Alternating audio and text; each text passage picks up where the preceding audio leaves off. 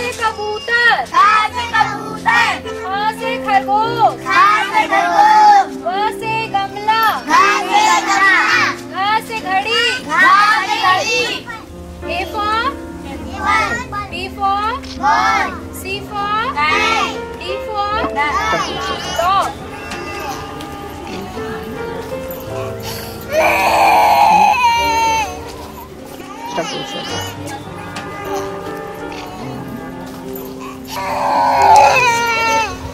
क्यों मार रही है बच्चे? आगे बाजार में जाकर चाकरी, पैसा तो फिर आ जाएगा। कहाँ से आएगा? नहीं दीदी, आप चिंता मत करिए, आज आपका चूल्हा जरूर जलेगा। ये पैसे पकड़िए।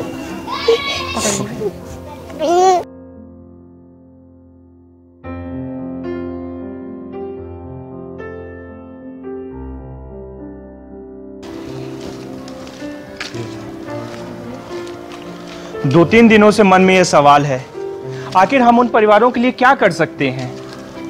सही बात है, सार्वजनिक वितरण प्रणाली तो फेल हो चुकी है और सरकार की सारी योजनाएं बिचौलिए खा जाते हैं। आखिर हम अर्चना जी उनके लिए क्या कर सकते हैं जिससे उनका पेट भर सके? देखते हैं सर, आज मीटिंग तो इसीलिए बुलाई गई है कि उन परिवारों का क्या किया जाए। जय हिंद आप सभी को। जय हिंद।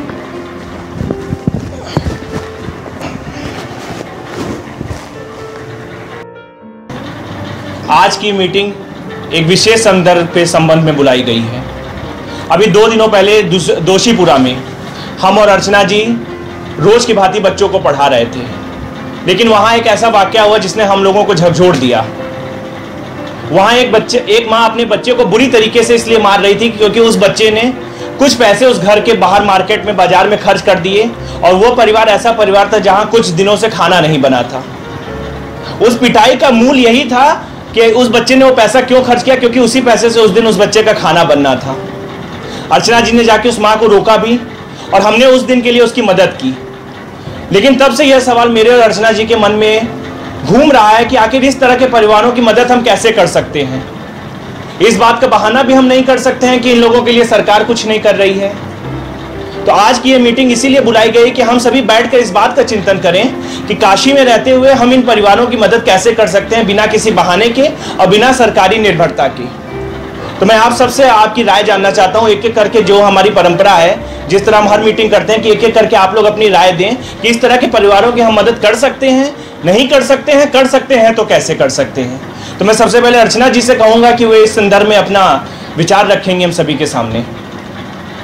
देखिए, जो वहाँ पे स्थिति है वहाँ तो देखने को ये मिला कि एक टाइम का खाना भी नहीं ढंग से बन पा रहा है, लोग परेशान हैं, बच्चे भूखे हैं, महिलाएं बिल्कुल दुबली पतली एकदम कमज़ोर कुपोषण की शिकार है।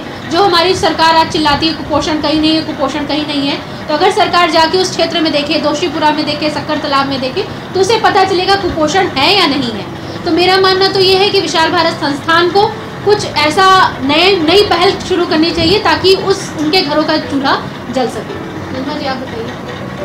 आप लोग की बात सुनने से हमको ऐसा लग रहा है कि सर की बात और अर्चना जी की बात सुनने से ऐसा लग रहा है कि वहाँ पे वाकई ऐसे लोग हैं जिनके घरों में 2 वक्त का चूल्हा नहीं जल पाता है। तो विशाल भारत संस्थान हमेशा से ऐसा काम करता आया है जिससे कि उन लोगों का पेट भर सके जिनके घर में भोजन नहीं है, या बच्चों के बीच में काम करता आया है, महिलाओं की मदद करता है। तो मेरे ख्याल से उनके लिए कोई ऐसा काम शुरू किया जाए जिससे उनके घर का 1 वक्त का चूल्हा जल सके। सही बात है। पूनम जी आप क्या कहेंगी?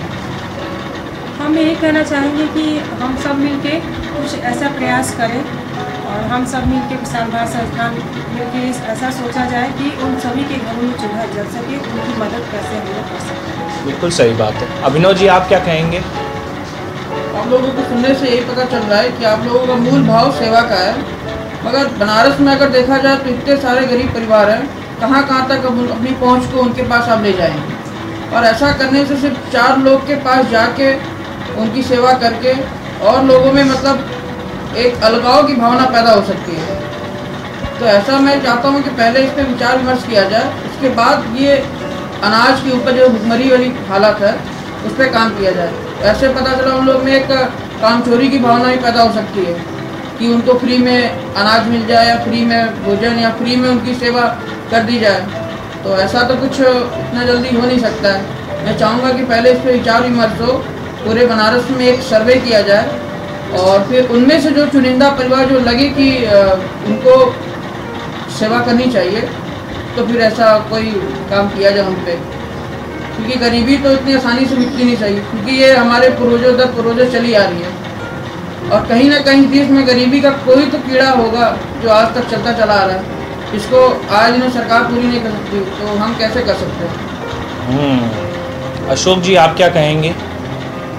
समाज में एक वर्ग ऐसा भी है जो कि परिपूर्ण है, खाने पीने से लेकर के और व्यवस्थित उसकी व्यवस्था है। निश्चित तौर पे कुछ न कुछ अन्न के रूप में, अनाज के रूप में, रुपए के रूप में वो आप विशाल भारत संस्थान के माध्यम से उन गरीबों तक पहुँचाया जा सकता है, उनकी मदद की जा सकती है। सही बात है। अजीत जी, जो परिस्थिति हमें देखने को मिली परसों, उसके बाद से तो ये लग रहा है कि वहाँ के लोगों को खाने के अलावा भी काफ़ी सारी चीज़ों की समस्याएं हैं। तो लेकिन इसमें जो भोजन की समस्या है वो मूल समस्या है।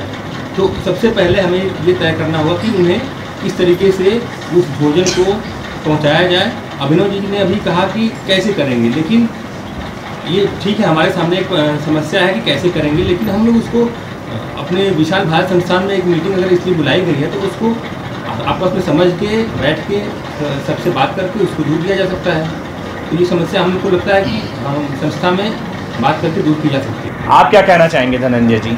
मुझे ये ऐसी व्यवस्था व्यवहारिक नहीं लगती है। अगर किसी को हम अनाज पहुंचाते हैं तो उसमें फिर कामचोरी की भावना डेवलप होगी। वो सोचेगा कि हमें अनाज मिल रहा है किसी संस्था के माध्यम से या किसी व्यक्ति विशेष के माध्यम से, और मैं बैठ के मैं खा रहा हूँ, तो फिर वो काम करना नहीं चाहेगा। अब उन्होंने ठीक कहा कि कामचोरी, मतलब उनमें कामचोरी की भावना आएगी। और जो काम सरकार पिछले सालों से नहीं कर पाई, तो वो हम संस्था के माध्यम से कैसे कर सकते हैं कि उनका पेट भर सकते हैं? ये बिल्कुल व्यवहारिक नहीं है, मैं सहमत नहीं हूँ इससे। क्यों नहीं, ऐसा हो सकता है, क्यों नहीं? प्रयास तो चलिए, तो हम लोग कितने भूखों को खाना पहुंचाएंगे, कितने लोगों को अनाज पहुंचाएंगे? ये तो बहुत बड़ी संख्या में है ना। तो हमें नहीं लगता कि एक संस्था के माध्यम से हम सबका पेट भर। सही बात है, सभी पहलुओं पर विचार करने के लिए आज हम सभी एकत्र हुए। मृदुला जी, आप क्या कहेंगी? देखिए सर, विशाल भारत संस्थान जो है वो समस्या तो सभी जगह है, लेकिन विशाल भारत संस्थान समस्या से ज़्यादा समाधान में विश्वास रखता है। तो समाधान तो हर समस्या का हो सकता है, और समाधान करने के लिए हमको समस्या देखना है और उसके बाद उसका समाधान करना है। तो उसके लिए हमको कुछ ऐसी व्यवस्था करनी चाहिए या ऐसे वर्गों का चयन करना चाहिए जो कि वास्तव में ज़रूरतमंद हो, जिनको हम लोग सहायता पहुंचा सकते हैं, और एक ऐसे वर्ग का चयन करना चाहिए जो कि उनको संस्था के माध्यम से उनकी दी हुई सहायता हम उन गरीब ज़रूरतमंद लोगों तक पहुंचा सकते हैं। तो एक वर्ग ऐसा होना चाहिए जो उनकी मदद के लिए तैयार हो, और एक जिस क्षेत्र में हम लोग काम कर रहे हैं उस क्षेत्र में जाकर कुछ ऐसे लोगों का चयन करना चाहिए जिनको कि वास्तव में उस सुविधा की आवश्यकता हो। नाज़नीन जी, आप क्या कहेंगे? जैसा कि विशाल भारत का हमेशा प्रयास रहा है कि वो पहले पेट भरे। कोई भी आता है तो ये सर का हमेशा प्रयास रहता है कि पहले उसको खाना खिलाएं, पेट भरे। क्योंकि हमारे पुराणों में भी प्राचीन काल से जब भी देखा जाए तो ये कहा जाता है कि भूखे पेट भजन न भाए। मतलब अगर आदमी भूखा है तो उसको कुछ भी अच्छा नहीं लगेगा, हम कुछ भी समझाएंगे, कोई भी बात करेंगे। तो ये हम जिस शहर में रह रहे हैं वो मानपूर्णा की नगरी है, वहाँ तो कोई भी भूखा नहीं रहना चाहिए। ये हमारे लिए बड़ी शर्म की बात है, विशाल भारत के लिए शर्म की बात है कि लोग भूखे सो रहे हैं। इसलिए मैं सर की बातों से बहुत सहमत हूँ कि हमें कुछ एक नया प्रयास करना चाहिए जिससे कि भूखे पेट कोई ना सोए, भूख से कोई ना मरे। सर, इसमें हम ये भी जोड़ना चाहिए कि इसमें हम लोग जन सहयोग लेंगे तो ज़्यादा अच्छा रहेगा।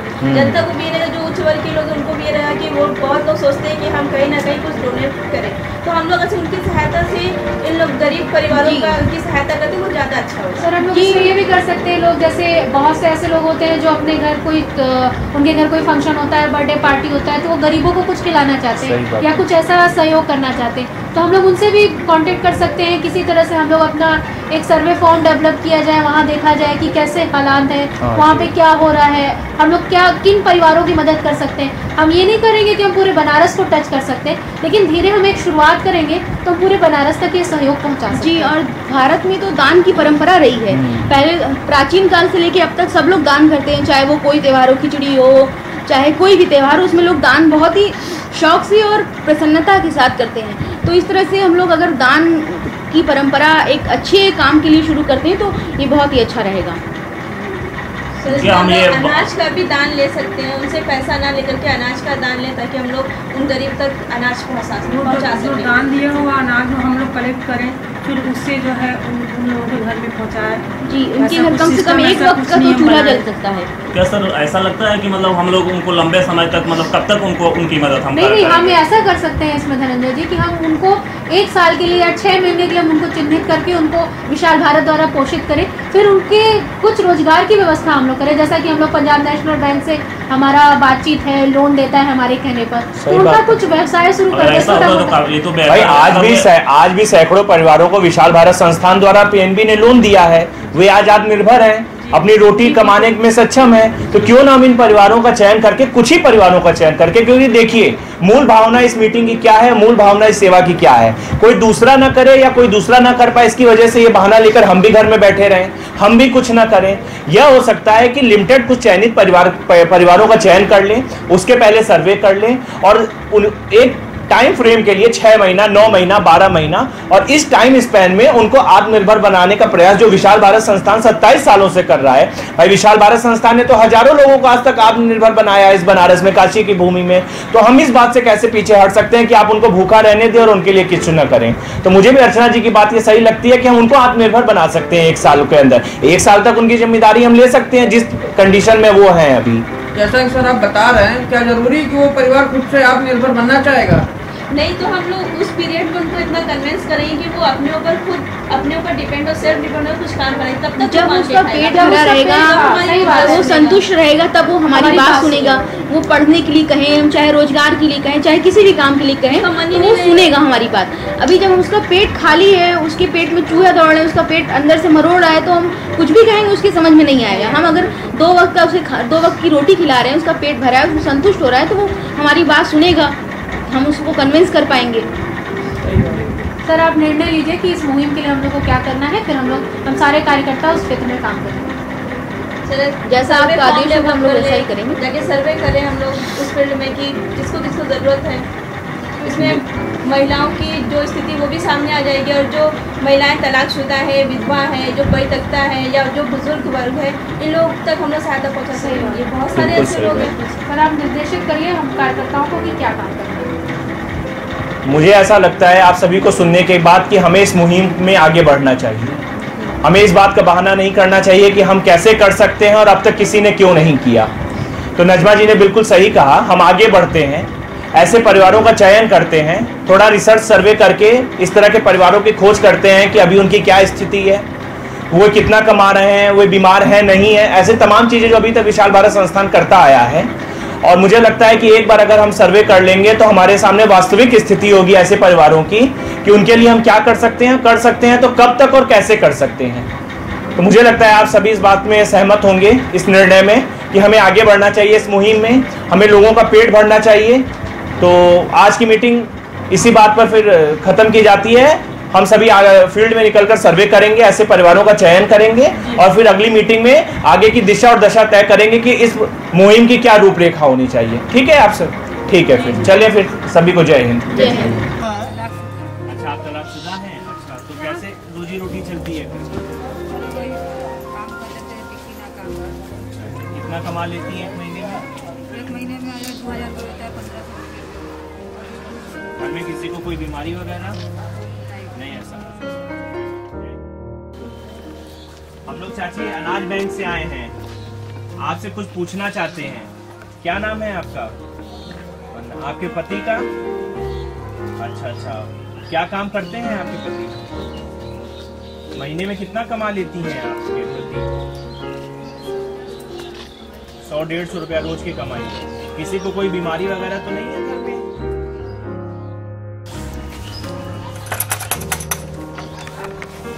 चाची जय हिंद। चाची हम लोग विशाल भारत संस्थान जो हमारा स्कूल चलता है, हम लोग आपके लिए अनाज बैंक खोले हैं, जिनके यहाँ चूल्हा नहीं जल पा रहा है खाने की कमी की वजह से। तो आपका नाम जानना चाहते हैं, क्या नाम है आपका? खुशबू निशा। आपके पति जीवित है अभी? नहीं, उनका क्या नाम था? मुख्तार। कब हुई उनकी मृत्यु, कब हुई? 20 साल हो गया। तो घर का रोज का खर्चा कैसे चलता है? बस कहीं चलता है, छोटी मोटी की दुकान है। कितना कमा लेती हैं उस दुकान से? 20-30 का रोज कमा लेती है। 20-30 रुपये, मतलब महीने का 500-600 रुपये हो पाता होगा। कितने बच्चे हैं आपकी चाची?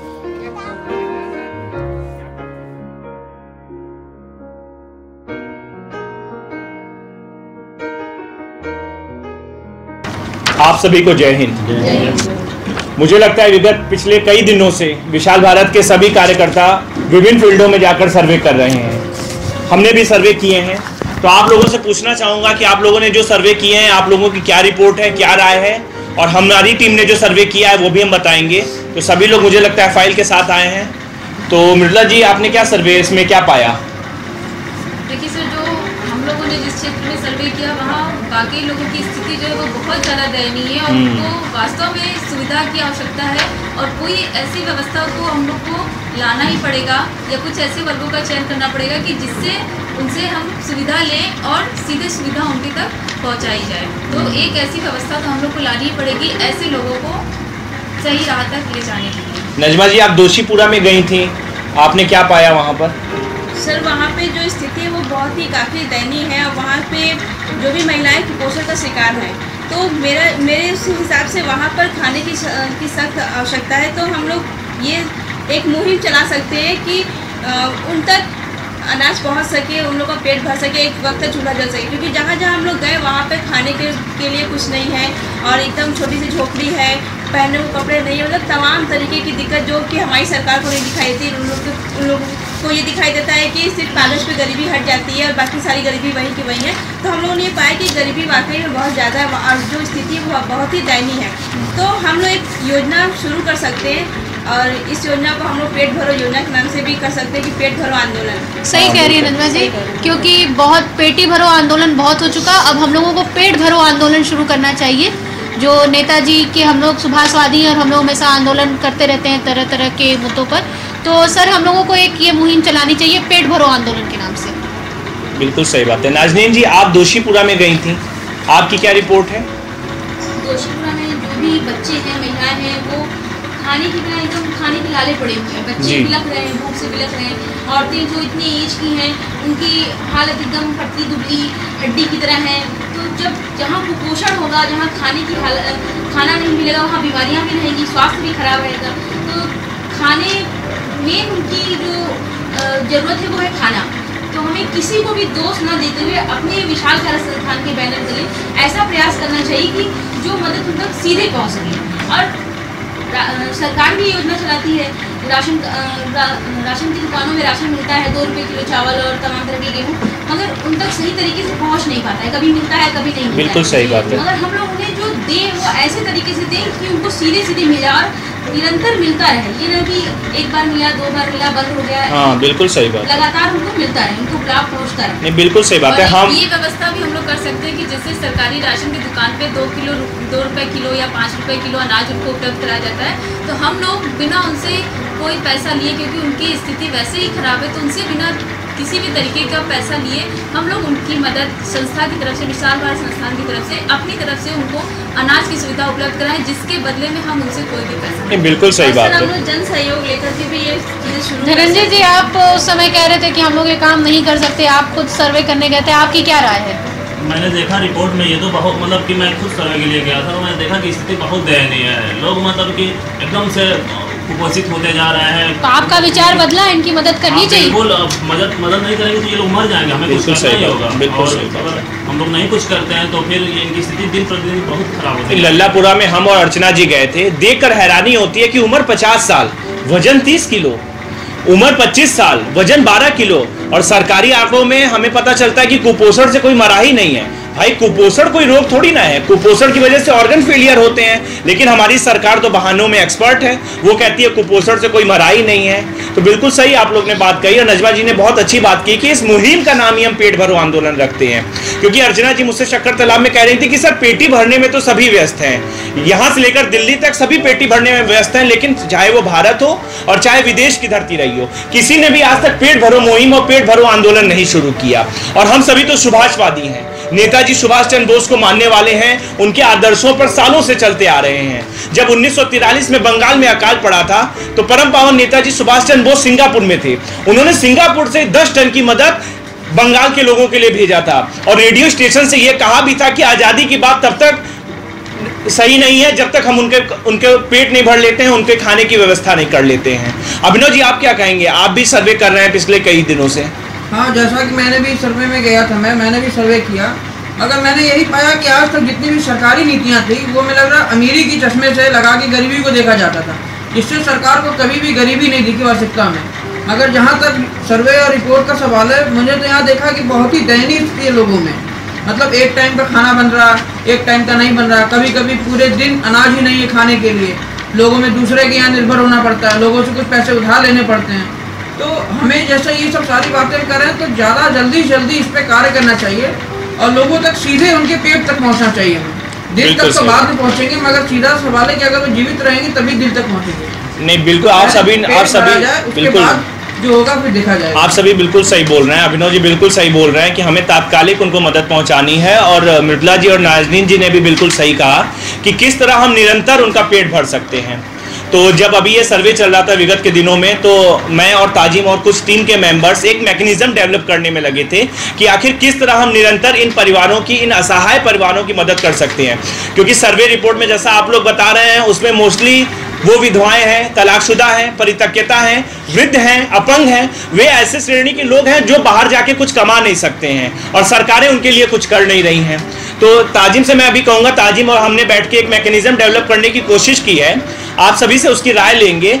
एक ये ऐसा मैकेनिज्म होगा कि जिसके तहत हम निरंतर इस तरह के असहाय परिवारों की मदद कर सकेंगे। ताजिम, आपने जो पासबुक और सारी डिज़ाइन की है और जो फॉर्म डेवलप किए हैं, झोले डेवलप किए हैं, वो सबको दिखाइए, सभी टीम मेंबर्स को। ये एक मैकेनिज्म हमने सोचा है, आप सभी की राय नितांत आवश्यक है। जरूरी क्या है, इस तरह का प्रयास निरंतर होते रहना चाहिए। हम सभी लोगों ने बैठकर इधर विगत के दिनों में एक अनाज बैंक की परिकल्पना की। यह अनाज बैंक कैसा होगा यह भी मैं आपको बताता हूं। अर्चना जी इस पर आप प्रकाश डालेंगी। अनाज बैंक इस तरह का बैंक होगा गरीबों के लिए, जहां पर अमीर वर्ग के लोग, उस वर्ग के लोग जो सफिशिएंट हैं कमाने में या जो सक्षम है, वो गरीबों के लिए अनाज जमा करेंगे। और यह अनाज की किसी पर्टिकुलर ओकेजन पे नहीं बल्कि हर महीने के लिए होगा। अभी हमने यह सोचा है कि हर महीने एक बेसिक लिमिट 5 किलो की हम सभी लोगों से आह्वान करेंगे, काशी के लोगों से, क्योंकि मां अन्नपूर्णा की नगरी है, हम सभी से आह्वान करेंगे कि सभी लोग अपने घरों के बाहर निकलें और अनाज बैंक में 5 किलो अनाज जमा करें।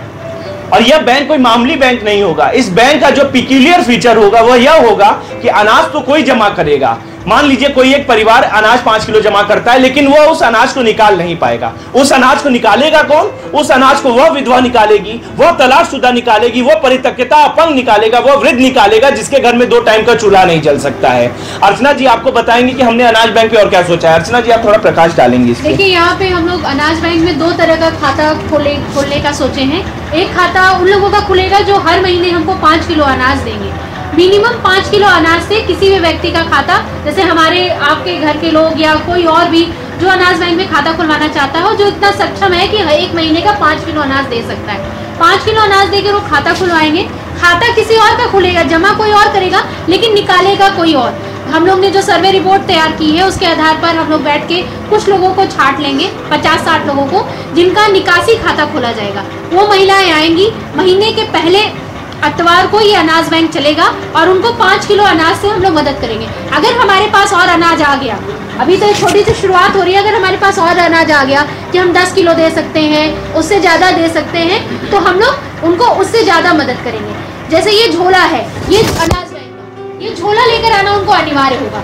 झोला, पासबुक और आई कार्ड। जिस महिला का खाता खुलेगा वही महिला इस अनाज बैंक से अनाज निकालने के लिए आएगी, उनके बदले कोई और नहीं आ सकता, क्योंकि हम ऐसे लोगों को मदद कर रहे हैं जो जिनके तक मदद पहुंचे। कहीं उनको दबाव डालकर कोई दूसरा अनाज लेने ना चला है। और जब वो बाहर यहाँ हमारे यहाँ निकल कर आएंगी तो हम उनको बहुत चीज़ के लिए जागरूक कर सकते हैं, उनको आत्मनिर्भर बनाने के लिए, उनको शिक्षा के लिए, अपने बच्चों को पढ़ाने के लिए ये हम लोग कर सकते हैं। अब आप लोग बताएं, आप लोग की क्या राय है इस पर? पूनम जी क्या बोलना चाहेंगे? अर्चना जी, एक चीज़ हम इसमें कहना चाहिए, हम लोग ये भी अपील कर सकते हैं कि जो लोग जो अनाज खाते हैं अपने लिए जो यूज करते हैं वही अनाज, बिल्कुल सही, कोई भी खराब, क्योंकि कंट्रोल से तो बहुत ही खराब सामान मिलता है। भाई पब्लिक डिस्ट्रीब्यूशन सिस्टम तो अभी भी एग्जिस्टेंस में है, लेकिन वो अनाज जानवर भी ना खाएं, वो ऐसा अनाज होता है, इंसान की तो बात छोड़िए।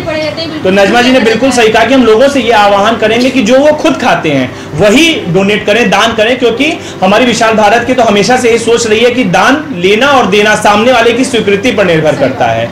और सर जो हमको दान देगा उसको उसके बदले में कुछ चीज़ें क्या मिली, जैसे हाँ बिल्कुल सही बात है। इस इशू पे भी हमने सोचा था। आप सभी के सामने इस बात को रखता हूं कि हम लोगों से ये आह्वान करेंगे, उनसे अपील करेंगे और उनको कहेंगे कि यह बैंक दुनिया का पहला बैंक होगा जो अनाज मुहैया कराएगा गरीबों के लिए।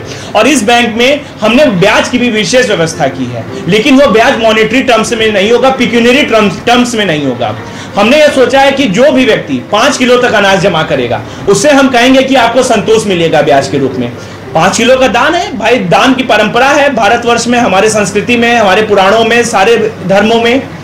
5 किलो से 10 किलो तक जो अनाज देगा उसे हम त्याग की श्रेणी में रखेंगे। उसको माना जाएगा कि वो नेताजी सुभाष चंद्र बोस के फॉलोअर हैं, उनके आदर्शों पर चल रहे हैं, त्याग की भावना उनके अंदर है। इसी तरह 10 से 21 किलो जो होगा उसे दुआ मिलेगी। तो इस तरह संतोष, दुआ और त्याग 3 श्रेणियों का ब्याज मिलेगा, जिसकी जिस तरह से भावना रहेगी जो अनाज जमा करेगा। लेकिन हम सभी लोगों से अपील करेंगे कि वो जो अनाज दे रहे हैं 5 ही किलो दें, हमें उनसे ज्यादा मदद नहीं चाहिए, लेकिन वो निरंतर दें। और मैं आप सभी के सामने एक और प्रस्ताव रखना चाहता हूं कि अनाज बैंक पैसा किसी से नहीं लेगा, क्योंकि ऐसा मेरा मानना है कि जैसे ही लोग पैसा देते हैं उनके अंदर अहंकार की भावना आ जाती है कि हमने पैसा दिया है, और दान अहंकार का विषय नहीं होता है। इस तरह के बैंक का ये जो अनाज बैंक है, इसकी जो मूल भावना है, जो परिकल्पना है, जो प्रस्तावना है, वो यही होगी कि जो गरीब है, जो असहाय है, जो विधवाएं हैं, जो परित्यक्ता हैं, उन्हें हम दान नहीं दे रहे हैं। उनके अंदर इस भावना को विकसित करना है कि यह उनका हक है। वे आएंगे अपना आई कार्ड लेकर, इस तरह की पासबुक निकासी पासबुक को लेकर, और अपना हक से, अपने अधिकार से बैंक मैनेजर जो भी रहेगा, अनाज बैंक की जो व्यवस्था होगी, उसे पासबुक दिखाकर हक से लेंगी। और यह इसमें कहीं भी दान का विषय नहीं है कि हम उन्हें दान दे रहे हैं, बल्कि हम यह होगा कि हम उन्हें मदद कर रहे हैं। यह उनका हक है भारत में रहने की वजह से, काशी में रहने की वजह से। अर्चना जी ने बहुत अच्छी राय दी थी, नाजनीन जी ने भी बहुत अच्छी राय दी थी कि इस तरह का जो बैंक है उसकी कमान महिलाएं संभालें, क्योंकि विशाल भारत संस्थान तो 27 सालों से महिलाओं को आत्मनिर्भर सशक्त बनाने का काम कर रहा है। अर्चना जी, आपकी जो सोच थी आप सबको बताइए, किस तरह महिलाएं इसको संभालेंगी? हमारा सोचना ये है कि महिलाएं घर बहुत अच्छा चलाती हैं, बाहर बहुत अच्छे से संभालती, तो अनाज और घर में पेट भरने का काम जो है महिलाओं के द्वारा होता है। तो मेरा मानना ये है कि इस पावन जो हम लोग का काम है, इस पावन काम को हम नवरात्र के पहले दिन शुरू करें, और इसकी पूरी कमान जो है महिलाओं को। जी ठीक है। और घर में अगर रोटी मांगनी होती तो वो अपनी माँ से मांगते हैं, बहन से मांगते हैं। जी जी। तो ये इससे पवित्र दिन मुझे नहीं लगता है कुछ हो सकता है, क्योंकि माँ अन्नपूर्णा खाने का इंतजाम करती है, घर की माँ खाने का इंतजाम करती है। विशाल भारत की पहचान ही यही है, महिलाओं को आत्मनिर्भर बनाने की। पिछले 27 सालों से विशाल भारत महिलाओं को आत्मनिर्भर बना रहा है। तो मुझे लगता है कि 13 तारीख को नवरात्रि के पहले दिन, इससे परम पावन दिन इस बैंक के उद्घाटन के लिए नहीं हो सकता है, क्योंकि मृदुला जी सर्वे तो हमने कर लिया है, परिवारों को चयनित भी कर लिया है कि अभी हम कितने परिवारों को इस तरह का लाभ पहुंचा सकते हैं। तो मुझे लगता है कि अब हमें इस मुहिम में आगे बढ़ना चाहिए, और जिस तरह नजमा जी ने इस बात को कहा कि पेट भरो आंदोलन, इस मुहिम को चालू करना चाहिए, क्योंकि इस बैंक की मूल भावना ही यही है कि जो गरीब परिवार हैं, जो अत्यंत गरीब परिवार हैं, उनका पेट भरना है बिना किसी बहाने के और बिना किसी दूसरे एक्सक्यूजेस के। तो और किसी को कोई राय देनी हो तो बता दें, और 13 तारीख को हम इस मुहिम में फिर आगे बढ़ेंगे।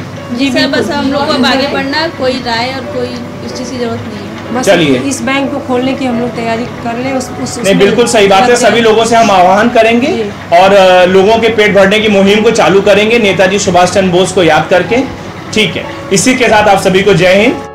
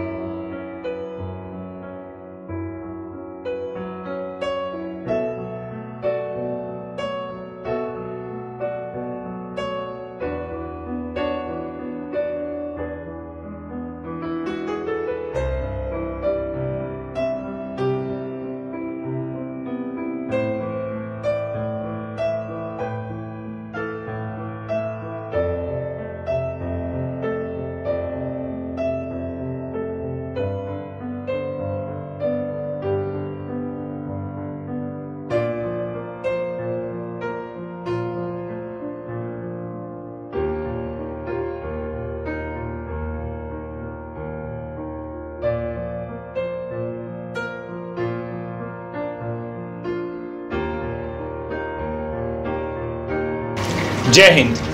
मैं डॉक्टर राजीव श्रीवास्तव, संस्थापक एवं अध्यक्ष विशाल भारत संस्थान। मित्रों, विशाल भारत संस्थान ने काशी में भूख से मर रहे लोगों के लिए, कुपोषित लोगों के लिए एक मॉडल की परिकल्पना की है। उस मॉडल का नाम है अनाज बैंक। इस अनाज बैंक में हम गरीबों के लिए अन्न जमा करेंगे और वो ऐसे गरीब होंगे जो विधवा हैं, परित्यक्ता हैं, तलाकशुदा हैं, अपंग हैं, वृद्ध हैं, जो असक्षम है रोटी कमाने के लिए और जिस वजह से उनके घर में चूल्हे नहीं जल पा रहे हैं। आखिर हम कब तक इस बात का बहाना करते रहेंगे कि सरकार फेलियर है, सरकारी व्यवस्था खराब है, हमारी भी कुछ नैतिक जिम्मेदारी है। विशाल भारत संस्थान ने अनाज बैंक की स्थापना की है। मैं आप सभी से आह्वान करता हूं, इस देश के लोगों से आह्वान करता हूं कि वे अब अपने घरों से बाहर निकलें, घर में बैठकर टीवी के सामने चाय ना पिएं और इस बात का बहाना ना करें कि आखिर हम क्या कर सकते हैं। हम बहुत कुछ कर सकते हैं। मात्र 5 किलो अनाज से हम किसी परिवार को कुपोषण की वजह से मरने से बचा सकते हैं। तो मैं आप सभी लोगों से आह्वान करता हूं, हमसे मिलें, हमारी विचारधारा को जानें और विशाल भारत अनाज बैंक से जुड़ें, क्योंकि इस बैंक की मूल प्रस्तावना ही यही है कि जो अत्यंत गरीब परिवार हैं, जो असक्षम हैं, उन्हें खाना प्रोवाइड कराना है, उन्हें भूख से बचाना है। विशाल भारत संस्थान पेट भरो मुहिम, पेट भरो आंदोलन की शुरुआत कर रहा है। तो मैं आप सभी से इस बात का अनुरोध करता हूं, आह्वान करता हूं कि आप सभी अपने घरों से बाहर निकलें और हम सुभाषवादियों का साथ दें, ताकि हमारी काशी की भूमि में, मां अन्नपूर्णा की भूमि में कोई भी व्यक्ति, कोई भी विधवा, तलाकशुदा भूख से ना मरे, कुपोषण से ना मरे। आप सभी को जय हिंद।